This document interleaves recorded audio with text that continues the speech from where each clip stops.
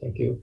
All right, Bismillahirrahmanirrahim. Alhamdulillahi Rabbil Alameen. Wassalatu wassalamu ala ashrafil anbiya wal mursaleen wa ala alihi wa sahbihi ajma'in. Rabbi shrah li sadri wa yassir li amri wahlul 'uqdatam min lisani yafqahu qawli. Assalamu alaikum wa rahmatullahi wa barakatuh, everyone.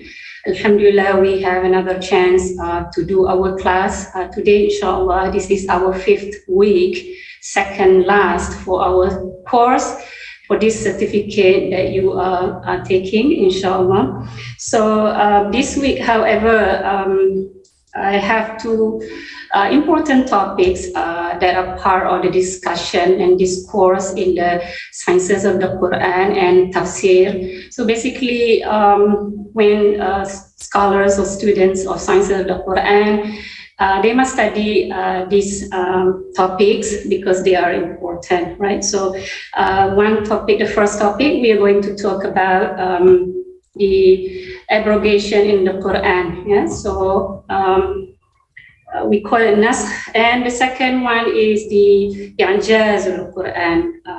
Some people say miraculous nature of the Quran. Some people call it inimitability of the Quran. So these two particular topics, I'm going to cramp them in 45 minutes, inshallah. But I hope that even though we cannot go into details, at least you have the idea of the basic discussion in it, and that we will be able to understand the importance and the benefits of having this knowledge for any scholars who want to study the Quran or to interpret the Quran. I hope you are actually can see you are actually seeing my screen, because I put the panel for the video aside. Yeah, so let me know if you can see. All right, so this is what we are going to do. Let me put the video, the show. All right, so this is the first topic that we talk about, abrogation in the Quran, the nasikh wal mansukh. Yeah? The nasikh is the abrogating ruling, and the mansukh is, in Arabic we call it ismu maf'ul, the abrogated one, right? So there must be the abrogating, the stronger ruling, the later ruling that is abrogating the older one. So this is what we are talking about, right? Originally, it comes from nun sin kha, so which means nasakh. Nasakh means to remove or to abolish or to abrogate, and the Quran mentioned the term nasakha many times, and this is why we also talk about this particular topic, because the Quran mentions it, right? So you come across this time, this ayah, Surah Al-Baqarah, and then as we go along, then you will hear again and again, right? So Allah says, Bismillahirrahmanirrahim, مَا نَنْسَخْ مِنْ آيَةٍ أَوْ نُنْسِهَا نَأْتِي بِخَيْرٍ مِنْهَا أَوْ مِثْلِهَا, right? So we do not abrogate a verse or cause it to be forgotten. So Allah abrogated, repeals it, right? Or made it to be forgotten. So it means that it was revealed, but then it was with His will and wish as the Lord, as the one who creates, who gave the Quran to the Prophet Sallallahu Alaihi Wasallam. Then He basically took it away. So to have someone or to have it forgotten. But then He said that we will not do it unless we bring something better or similar to it. So that's the idea, right? So the nasakh happened when Allah repeals something to replace with something better or similar idea or quality of it. Right? So and at times in the Quran, the word nasakh sometimes is used to mean to transcribe or to copy, like this in Surah Al-Jathiyah. Allah says, Inna kunna nastansikhu. Okay, Inna kunna nastansikhu ma kuntum ta'malun. Right? Indeed, we were having transcribed whatever you used to do. Right? So another term, it also means to replace or to supersede. I think it's a similar idea with the first one. Technically, all right. So what is it? abrogation, nas in the Quran, right? So the abrogation of a ruling. So basically, a ruling was replaced by a ruling that was revealed after it, right? So the abrogation of ruling by a ruling that was revealed after it. One ruling was abrogated, was replaced, was repealed by another one that came later, right? So, in the Quranic studies, the two terms related to the abrogation of the Quran is the first is nasikh, right? The active form. So what we call it, this verse is nasikh. Okay, this ayah is nasikh, right? So the nasikh is, of course, it means that the ruling that repeals or replaces the abrogated ruling, the mansukh. So there is nasikh, there is mansukh, right? So it's just, to explain to you, these two terms are related. But of course, one is in active form and the other one is passive form. Mansukh is the abrogated ruling, the one that was replaced. All right. There are certain conditions that when scholars talk about science of the Quran, when they talk about the abrogation of the Quran, in the Quran, so the first ruling must be repealed completely. So it's no longer, when we say abrogation, it means repeal completely. It's not like a half of it or temporarily repeal and then reapply again. It doesn't work that way, right? So, and it's no longer applied in any circumstances or conditions. So it must be completely repealed. It must be completely abrogated and no longer applied. Yeah. So the second one, there must be a ruling that existed on exactly the same subject. So, for example, if we talk about the ruling of punishment of zina, right? So, the nasikh, the abrogating ruling, and the mansukh, the abrogated ruling, they must come from the same exact subject matter. Yeah. So, therefore, and also, it must be existed at the same, subject, but also in the same context, right? So therefore, scholars would say that initiation, bada'ah, of a ruling is not considered obligation. When what it means is that even though the ruling of this particular thing was removed and repealed or no longer applied, but it was because it was never existed, or particularly during the time of the Prophet ﷺ, therefore it is not considered as a abrogation. Yes? So the example here is giving us the idea that for something to be considered, for a ruling to be considered an abrogation, then it has to be within the context of Islamic period during the prophethood of Muhammad sallallahu alaihi wasallam. Yeah, so Surah An-Nisa basically talk about, because it talks about the prohibition of marrying the women or the stepmother, right? So the Surah An-Nisa talk about this ruling that men are not allowed to marry their stepmothers. But for scholars of the Quran, this is not considered abrogation because first of all, it was talking about a ruling that is initiated during the time of the Prophet ﷺ. Yeah? So, and then the stepmother was allowed, men were allowed to marry stepmother during the pre-Islamic time. So here the scholar says that one ruling was allowed during the pre-Islamic pre-Islamic context, and then another, this particular application or ruling existed during the time of the Prophet ﷺ. So this is the idea of abrogation.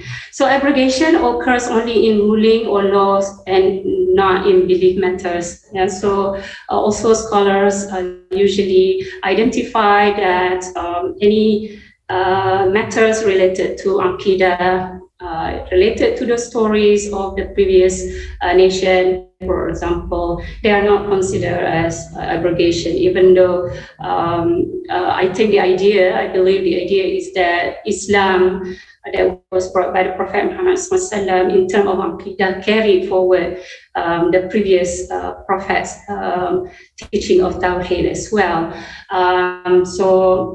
And this ayah explained it that way, right? So the ayah talk about Surah Ash-Shura, verse 13, basically talking about how Allah have given the teaching to Prophet Nuh, alayhi salam, Musa, and Isa as well. So basically, the abrogation doesn't happen in matters of beliefs. So that's the idea. The abrogation of the abrogating ruling, nasir, and the abrogated must be originated from the Quran and Sunnah. Okay, what does it mean here is that the abrogation, of course, is the decision of Allah subhanahu wa ta'ala. It's a divine decision. Whether or not one ruling is abrogating or abrogated, that is the decision of Allah subhanahu wa ta'ala, which therefore we talk about Quran and Sunnah, because these two sources are divine inspiration, divine revelation from Allah subhanahu wa ta'ala. And of course, other sources of laws for Muslim today, let's say, qiyas, the analogy, or ijma, the consensus of the ummah, are not divine revelation. Therefore, any rules that are made, that are derived, any rulings that are derived from ijma or qiyas are not involving in the discussion of abrogation, because they are man-made, right? So that's the idea. And the abrogated ruling, the mansukh, must precede. So it means that it must be revealed earlier, as we mentioned earlier, than the abrogating ruling. And so during the lifetime of the Prophet, and which we talk about the issue of the stepmother earlier, right? So the two rulings, the abrogating and the abrogated, must contradict each other, and they can't be applied at the same time. That they cannot be simultaneously applied. That's what it means. And there is no room for reconciliation of these rulings. Yeah. So we talk about, as we go along, we'll see the example for this. Yeah. So these are when you look at these, scholars have established consistent theories about abrogation. So regardless of time and space, we'll be able to apply this, and then we will have a very stable, sustainable conclusion. Yeah? So that's the idea. Abrogation is primarily, so doesn't mean that it didn't happen before the Hijrah, but primarily a Medinan phenomenon, since at the stage the laws of Islam were finalized, right? So I think it is important that when scholars talk about abrogation, we also talk about takhsis. Okay, so another term that related to the discussion, usually scholars, when they talk about abrogation, they will talk also about takhsis, specification. It is not part of the abrogation. What does it mean? This takhsis is that basically one ruling is talking about one thing, and the other ayah is talking about qualifying, explaining it, and specifying what the first ayah meant, right? So that is specification, and it's not abrogation, because abrogation is basically to remove it, but rather specification is involved the extension of the idea, like specifying it. And you can see the ayah here talking about the prohibition of entering people's house. Yeah, ya ayyuhallazina amanu la tadkhulu buyutan ghayra buyutikum hatta tasta'nisu wa tusallimu ala ahliha. Right, so believers do not enter other people's houses until you have asked permission to do so and greeted those inside. The scholars of the Quran, okay, when they read and interpret this ayah, they say the Surah An-Nur verse 29 here, right, specifying the attitude or the etiquette of entering people's house. The ayah, this Surah An-Nur verse 29 says, لَيْسَ عَلَيْكُمْ جُنَاحٌ أَن تَدْخُلُوا بُيُوتًا غَيْرَ مَسْكُونَةٍ فِيهَا مَتَاعٌ لَكُمْ. Right? So you will not be blamed for entering houses where no one lives and which could provide you with some useful service. So basically, the first ayah talking about do not enter the house without permission, but the second ayah is specifying it like if you find there is no one inside and you could use this space for yourself, then it is not a blameworthy decision. Right? So that is the specification. When we look at it, we can understand that it's actually not abrogating. The first one, we still, cannot enter people's house if there are people in the house without their permission, right? So, but the house that has no people inside, like no one lives in, and you are allowed to. So this is the two ayah talking about entering house, but they are within. They are specifying the other. All right.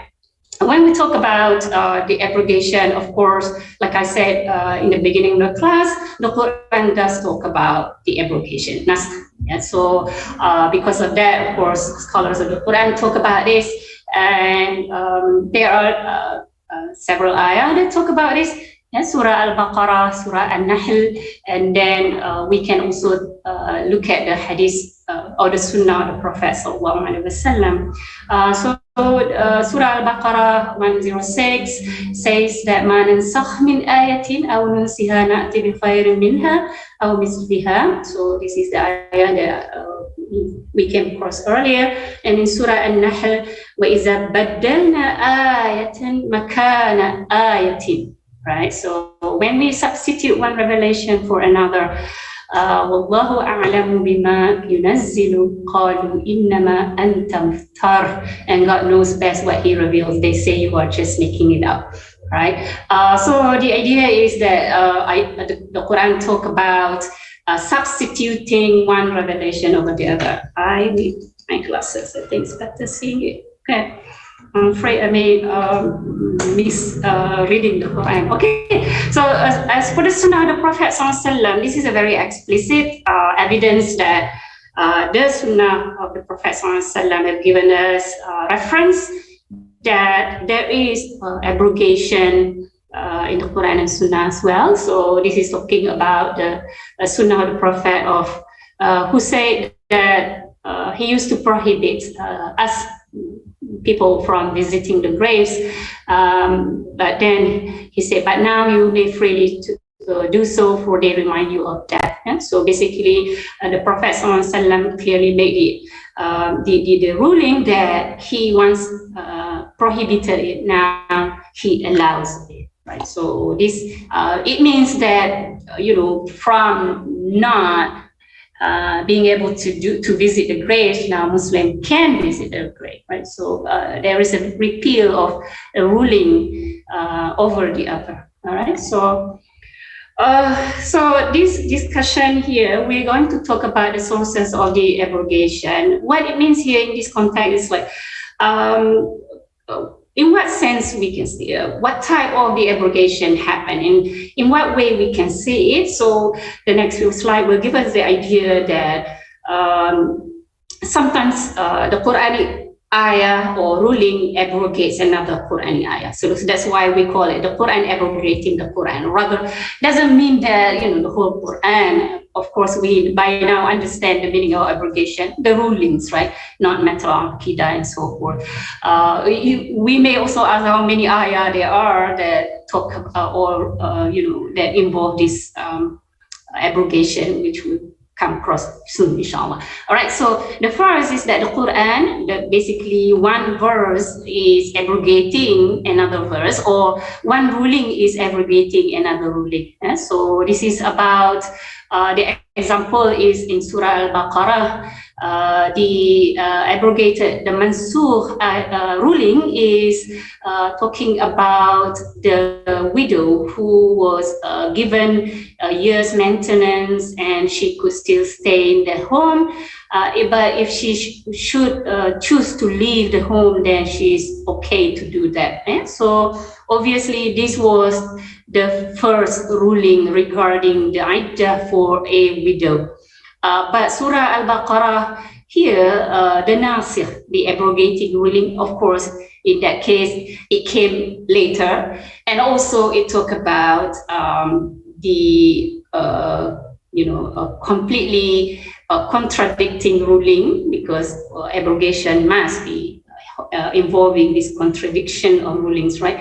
So in Surah Al-Baqarah, which came later, of course, and then repealed Surah Al-Baqarah 240, and it says, it talks about the iddah for a widow, that the iddah is now reduced and specified, and actually 2 to 4 months and 10 days. And up till today, this is the iddah for a widow.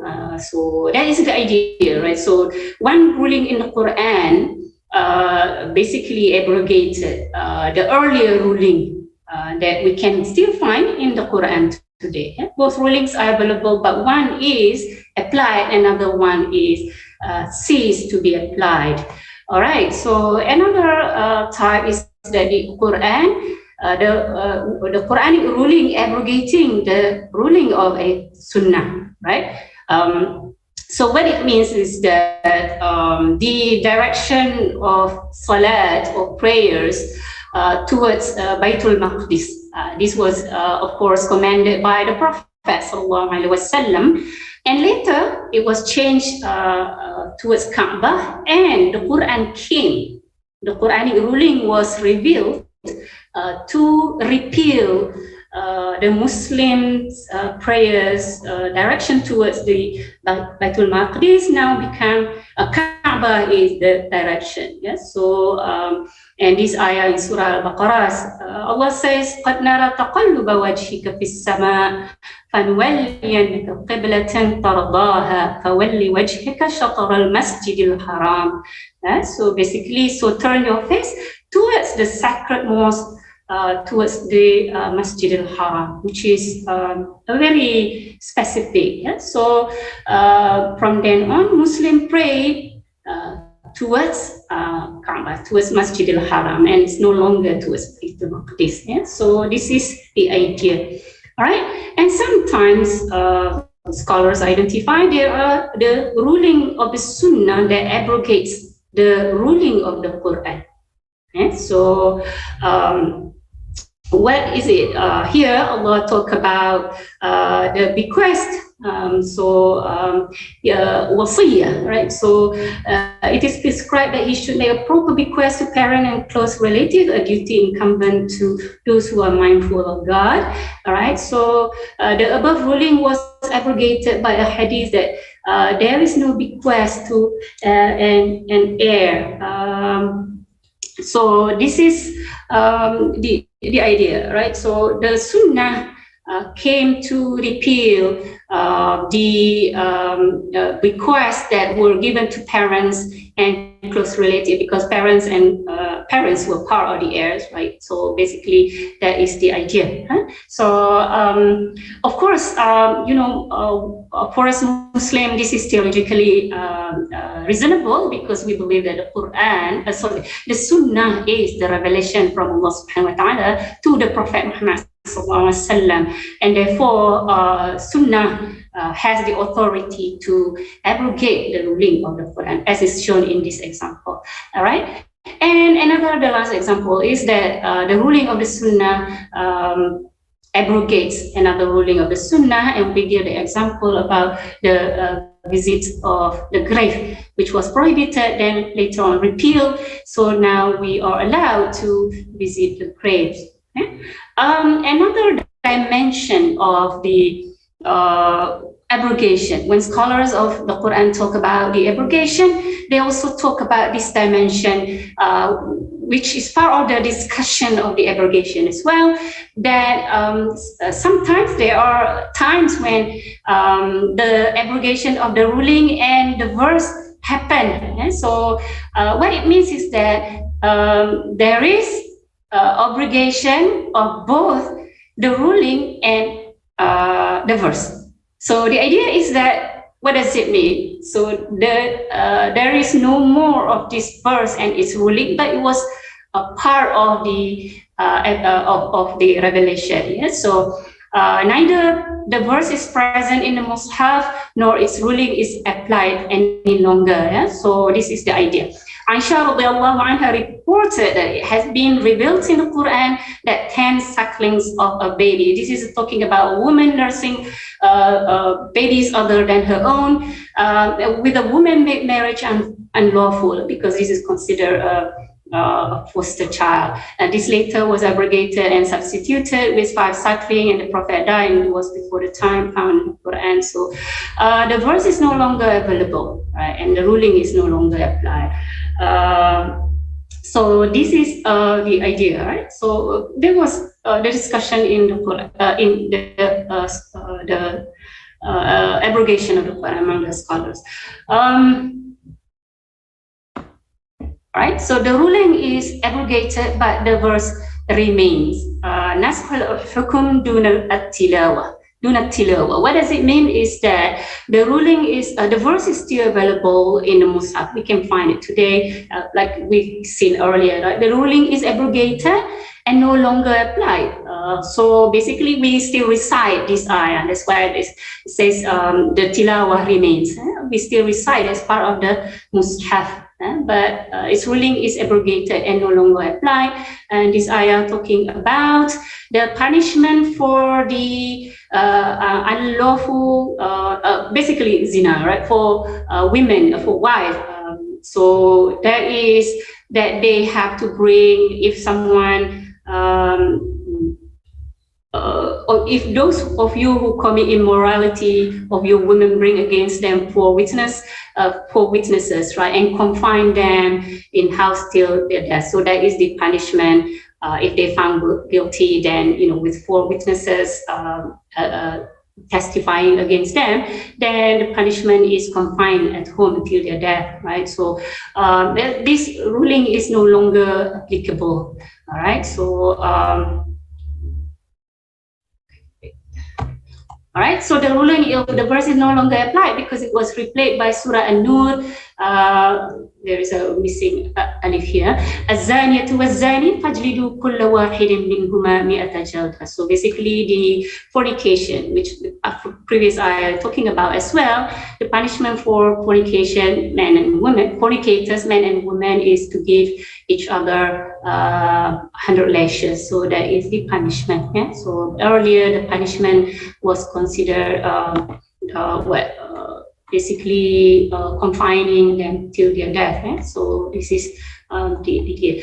The third one is a verse that is abrogated, but the ruling remains. Right. So basically, what does it mean? That was this ayah was part of the Quran and was revealed to the Prophet Sallallahu Alaihi Wasallam. Obviously, they talk about a certain ruling, but then the verse was erased, removed by Allah Subhanahu wa Taala. All right, so this is something that maybe for people who are not familiar with the abrogation, kind of thinking like, what did happen and how did it happen and so forth. So Allah erased the verse, but the ruling is still applied, and this is what the description of Umar. Of course, you may find the narration is much more stronger than this and much clearer, but I just try for the sake of for the sake of brief, and I will want to put it in a brief way. So Umar ibn al-Khattab said that he went to the Prophet, and the verse on stoning was mentioned. He then asked the Prophet to dictate the verse to him. So basically, he knew about a verse on stoning. And then he went to the Prophet ﷺ, to ask him to recite again, to dictate to him so that he can write, because Umar could write, right? But the Prophet replied that he was not allowed to do that anymore. It means that, of course, Allah, didn't allow that for the Prophet to dictate to the Sahaba any longer. But another narration, Ubay ibn Ka'ab narrated that they used to recite the verse, if the son of Adam had 2 valleys of gold, he would wish for a third, for nothing is ever filled the valley of Adam's son except dust, and Allah forgave him who repents. This, according to Ubay, he said that this is part of the Quran. The recitation in this verse was abrogated by the revelation of Surah Al-Baqarah. The idea is that there are, ayats that were revealed. It contained maybe ruling, the first one, right? But then it was abrogated with the permission of Allah subhanahu wa ta'ala. And here is another narration which gives us the idea, right? Abu Umama ibn Sahar reported that a person had memorized a certain surah but was unable to recite it in a prayer. So as usual, when something happened, the Sahaba couldn't understand why it happened. They went to see the Prophet. So he went to see the Prophet sallallahu alaihi wasallam and found 2 other people who told the Prophet the same thing, and they couldn't basically recite the surah of so and so, and the Prophet explained that the surah was abrogated the night before. So how, in this context, Allah made the people who have memorized it forgotten, right? So this happened during the Prophet sallallahu alaihi wasallam. Here I want to go quickly, and the idea is that how many verses are abrogated in the Quran? When we hear that, we feel like, oh, there are so many abrogation, or not, right? So obviously, the scholars differ on this. You can tell that the earlier the scholars, the more verses they argue for that these are the number of the abrogated verses in the Quran. So Abu Bakr ibn al-Arabi, for example, who died in 543 after Hijrah, said, according to him, he counted the 105 verses. As-Suyuti, a well-known Quran scholar and Mufassir, he said there are only 20 verses, and Shah Waliullah al-Dahlawi, who died in 1176 after Hijrah, said there are only 5. So you are asking, like, why the numbers differ from one scholar to another. So scholars usually, those who study about the abrogation and the numbers of the ayah that were considered abrogated by this scholar, they have ways to make sense to explain this matter. Usually, the example, for example, the verse of the sword, ayah to say in Surah At-Tawbah, right? So basically, we'll talk about this ayah about, whenever you encounter the idolaters, kill them, seize them, besiege them, wait for them at every lookout post. But if they turn to God, maintain the prayers, and pay the prescribed alms, let them go on their way. So basically, this is the attitude of Muslims who are the idolaters, right? Scholars who believe that, some scholars believe, okay, this is a better expression. There are some scholars who believe that this ayah to say, the verse of this word, abrogated many other ayah that talk about the treatment of the treatment of the Muslim with the idolaters, right? So therefore, scholars of the Quran argue that therefore we find some scholars have more verses of the abrogation. Yeah? So because of this ayah to save, they say ayah to save have abrogated many ayah. But later scholars try to understand this matter, and they conclude actually the abrogation may not happen at all in this context. Yeah, so that's why, let's say, Waliullah ad-Dahlawi here, to him, he counts altogether it's just 5, and while others may have 20 or 105. The idea is that ayah to save may not abrogate other ayahs at all, right? So this is the idea. So how do they do it?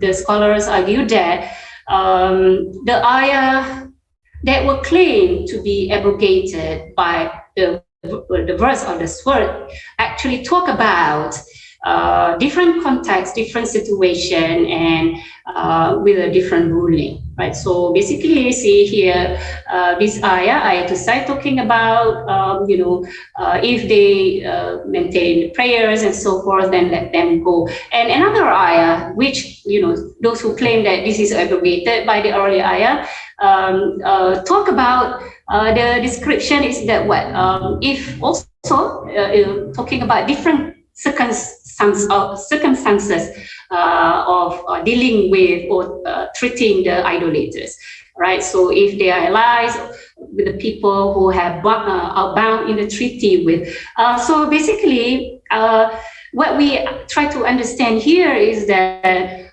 each of these ayah talk about ruling that come out of different contexts altogether.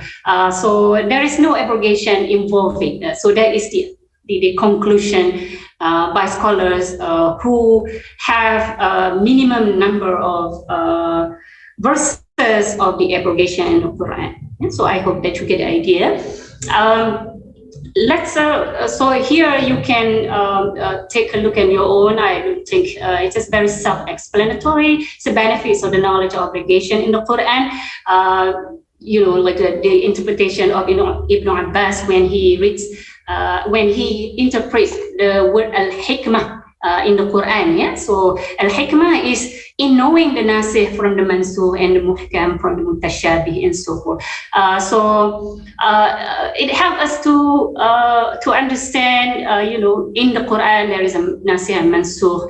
And Ali ibn Abi Talib radiyallahu anhu, he was very unhappy to know that a judge was ignorant about the knowledge of the abrogation in the Quran, because that make the conclusion or the ruling impartial or wrong. Yeah? So that is the idea.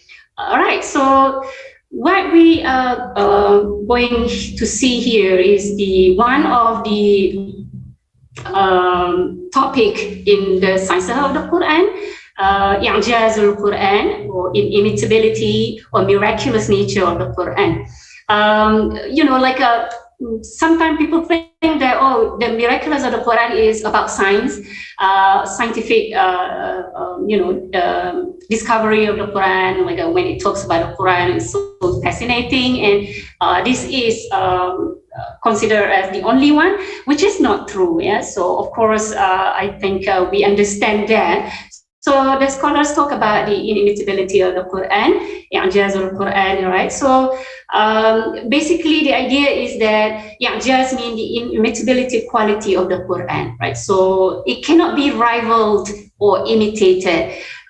Here the context is that the Quran was revealed to the people who valued eloquence. Yeah, so they love poetry. They love the beauty of the language, the Arabic language. Therefore, the Quran was revealed to basically challenge their not only the understanding of themselves and their language, but also spirituality, their morality and so course, but this is the idea. Like, unlike, of course, the Prophet ﷺ himself was given other miracles, like when the moon is splitting into two, when the water is coming out of his fingers. But you know, the Quran is considered the highest miracle, the highest i'jaz to the Prophet ﷺ, to the ummah, to humankind. All right. Of course, we know other prophets before the Prophet Muhammad ﷺ were given miracles as well. Some scholars argue because those nations, they valued miracles. So in other words, the Muslim ummah, okay, right from the time of the Prophet ﷺ, not only appreciated the beauty, but of course, as we go along, we're going to talk about the knowledge, the reason, the logic, and so forth, right? So that's why the Quran talk about thinking, perception, because this is the ummah of Muhammad ﷺ, right? We value knowledge. We value the beauty of the language. And of course, I will mention to you about, since the Quran is in Arabic, it's very hard to talk about the aspect of i'jaz in its literary form, in linguistic form, in English, in other than Arabic language. So that's, but the language or literary is not the only aspect of i'jaz. Scientific knowledge is not the only aspect of the inimitability of the Quran. So the term i'jaz is not available in the Quran or Sunnah, right? So this is a basic fact. The companion did not use it. The first to use it, perhaps, was Imam Ibn Hanbal, who died in 204 after Hijrah. And it was accepted by later scholars and the Ummah. And of course, I keep on reminding, you know, in our Islamic tradition, Islamic intellectual tradition, the word Ummah is very important because it denotes the consensus of a huge number of people, and usually huge number of people will not agree on something, on error, on mistake. Yeah? So no matter how eloquent a poet, a knowledgeable scholar, or well-versed grammarian, none will be able to bring anything similar to the Quran. Okay, wait. Okay. All right. In the Quran, there are many times when the Quran, tell us that the unbelievers rejected the truth. You see, this is their argument, or they try to make a kind of monologue among themselves, like nothing is good enough, and they try to reject the truth. I just go quickly to the translation here. They say that we shall never believe in you unless you cause a spring to gush forth for us from the earth. So basically something that they can see, right? The miracle that they can see. Or until you have a garden of palm trees and vineyards in cross rivers. So again, something that, part of their life that they can see, and make the sky fall on us in pieces. Or you have a house made of gold, or you ascend to the sky, and we will not believe in your ascension unless you send down to us a book. You see, the Quran listed here, very interesting in this surah, from one ayah to another, right? So this is very important. The recount of the Quran about this unbelievers' attitude of not accepting, not that they cannot see it, but rather like they don't want to accept it, from one to another, and even then they wish that, but unless you send down to us a book that we may read. So again, all right, so this is the description of the Quran that the unbelievers during the time of the Prophet ﷺ, here in this context, of course, keep on demanding the Prophet, and of course, they want the Prophet to show his prophethood, that bring us more until we see what may appeal to our emotion or our reason. So this is their attitude. The Quran, they even claim that the Prophet was a liar who forged the Quran. So here are the different ayah, and Allah basically giving us the idea that these people, it's not that they didn't know the truth, that they were not aware of the truth, but rather they just wanted to reject it. Right? So this is the description of the Quran.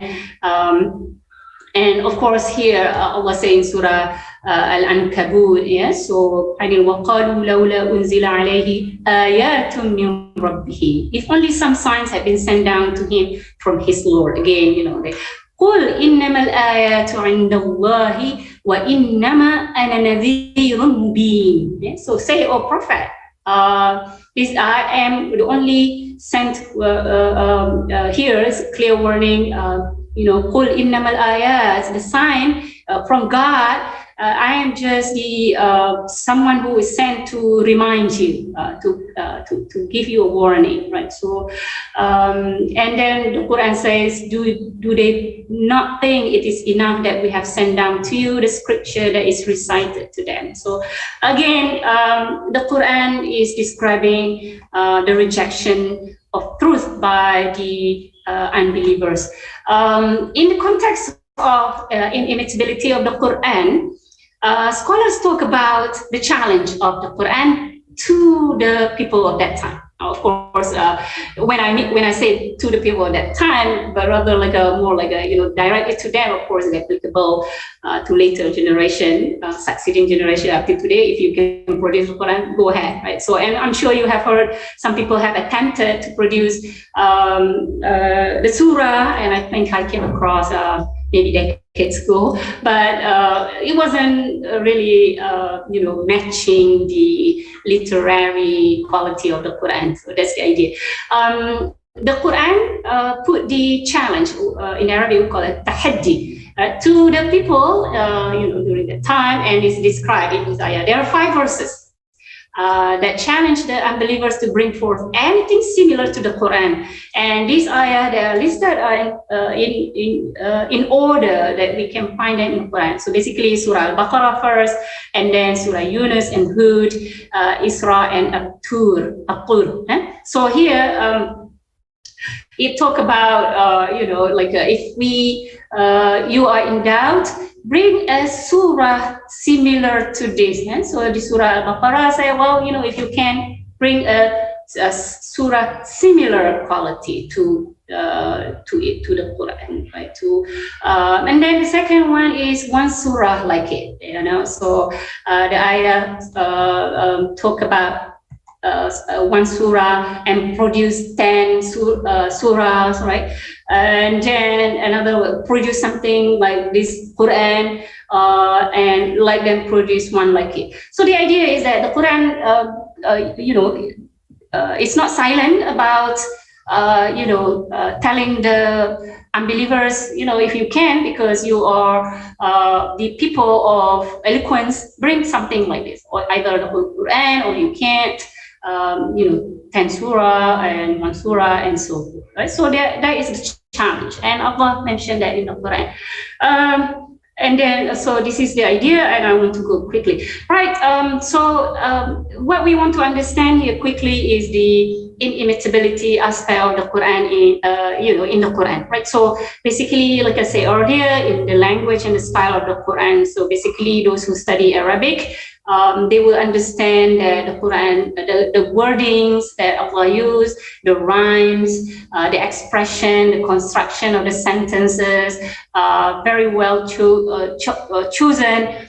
Conciseness or expression is clear. It is concise, yet it's very clear, right? So it's like a, you know, the word fatir, for example. The word fatir is an Arabic word that is just one word, but it means the one who started, created things, more than one thing, and so that is fatir, right? So concise yet very clear.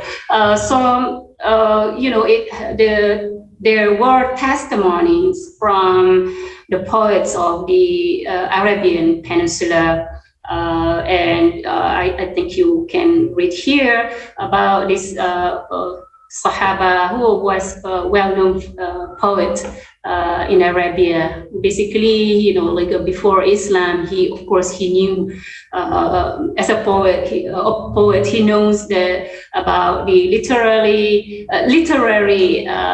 strength of the Arabic, and he said, "What I have heard the words of the sorcerers, and this word that he used in the Quran, this word in no way resemble those uttered by a sorcerer." And also compare his words, you know, the word of the Prophet Muhammad sallallahu alaihi wasallam, the Quran, obviously, to the verses of the poet, but those words cannot be uttered by a poet. And by Allah, He is truthful, and they are the liars. So we can tell also that one of the dimension of the i'jaz of Al-Quran is that the language itself is very emotive. You know, of course, as this testimony by Ghifari here, he could differentiate human language, human words, and divine words.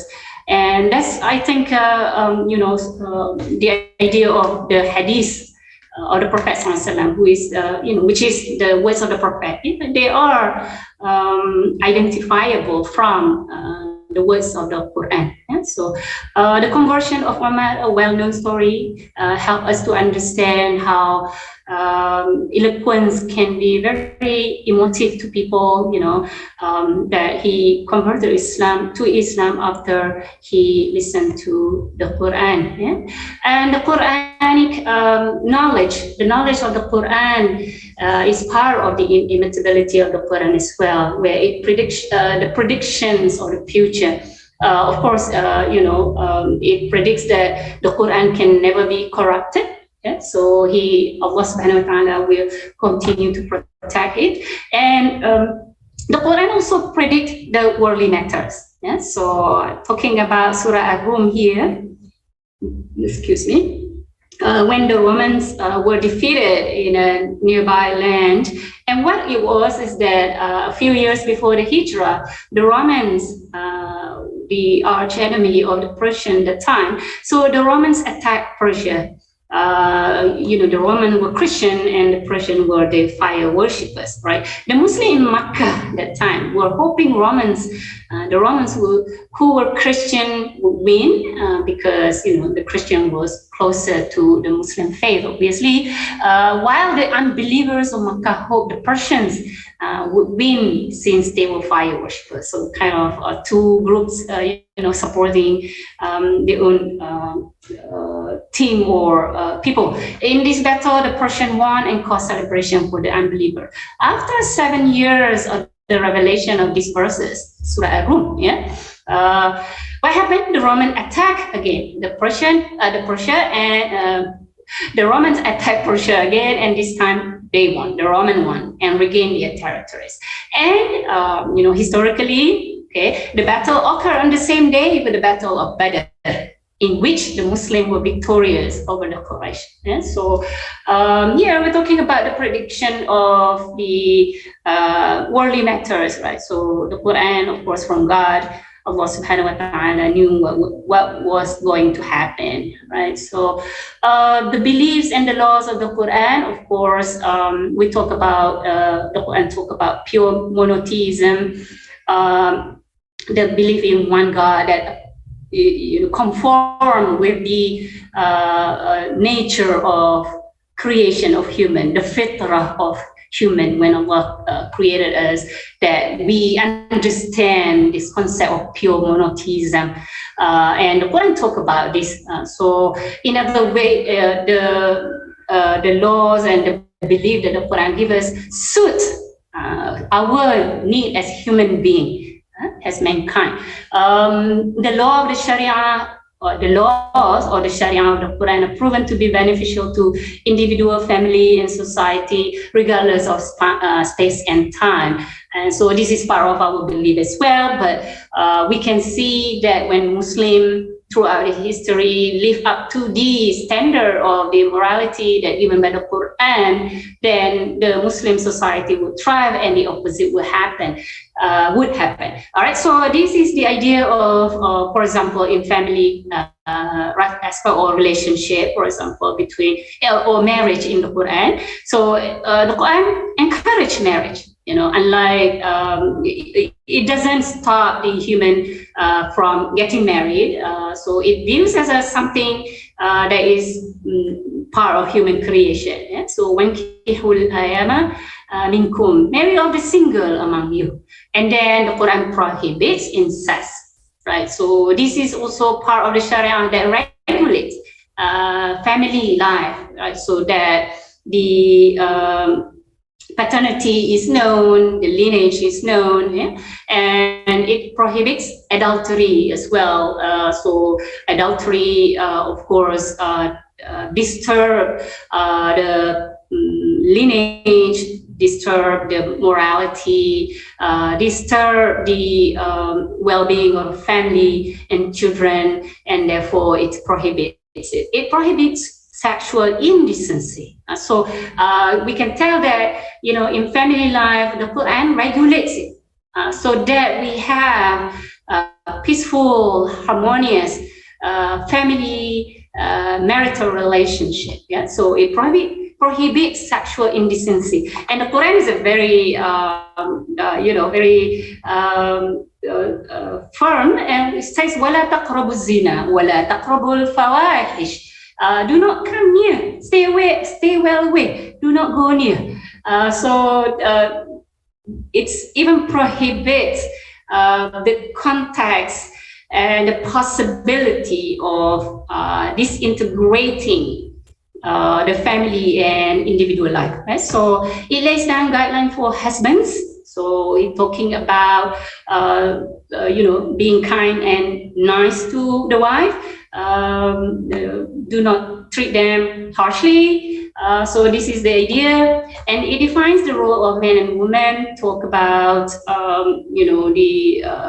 what men should do, what women should do, and of course we want to understand is not out of context, rather like within the context of the revelation, where society at that time knew or heard about the rampant female infanticide, right? So girls were killed for many reasons. Women had no rights, except they had no political rights. So this is the idea, and licentiousness, basically unregulating sexual behaviors,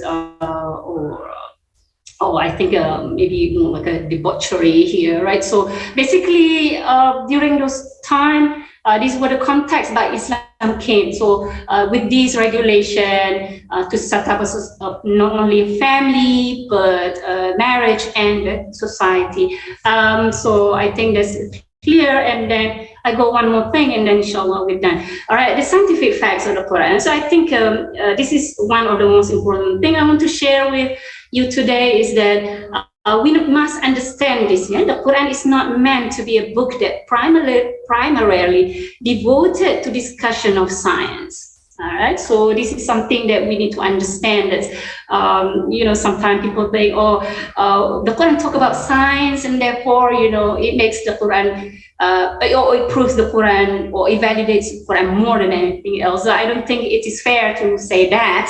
But rather, it's a book that is meant for the guidance of mankind. Yeah? So it's a book of guidance. What guidance means is that it gives us ideas, basic principles and ideas for us to do. Therefore, it's up to us human and our effort in our knowledge and pursuit of science and knowledge that help us to understand the guidance.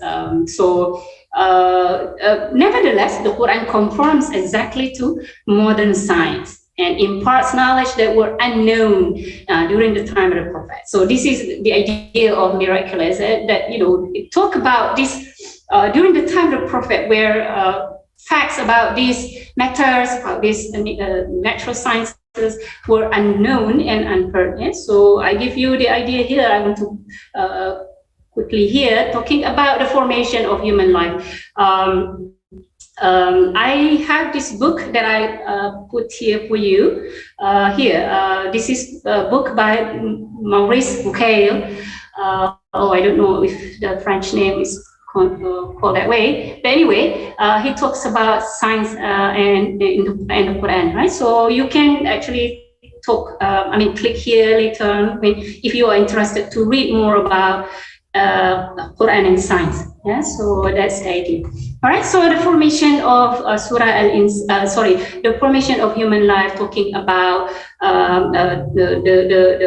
the process of the formation of human life, basically from the fluid, from the sperm, and then guys, inshallah, I'm concluding it. Thank you, Dato. All right, so then we play the same. These different ayah talking basically the formation of life that the science today can actually make a connection with. So that is the idea. You can take a look on your own, and inshallah, next week we are going to talk about tafsir, and I hope you continue to reading this subjects that we're talking about. I cannot, in the usual classroom, we may have more time, more example, more discussion. But of course, we are grateful to Dr. Yasir Qadi, who have made this book, Science of the Quran, in a way that is so easy for us to read, very clear, and alhamdulillah. So I hope that you continue reading this, take your time. I'm sure that we cannot, there is one thing that I want to share. We cannot rush when we learn about anything new. It's the same with the, about our religion. So the fact that the Quran was revealed in 23 years, it means that, we take time to digest it, to understand it, and inshallah. All right, thank you so much for your attention. May Allah give us the blessing and thawab, the ajr, for our intention and attention that we put to learn about the Quran. All good come from Allah subhanahu wa ta'ala, and the mistake comes from myself alone. Inshallah, I see you again. We're going to talk about tafsir. And pay attention. I think there was a question regarding tafsir. Of course, tafsir is just like many other knowledge of, about the Quran that is already done long time ago. And anything new, we can make a reference. Yeah? So that's the idea. All right. So thank you so much.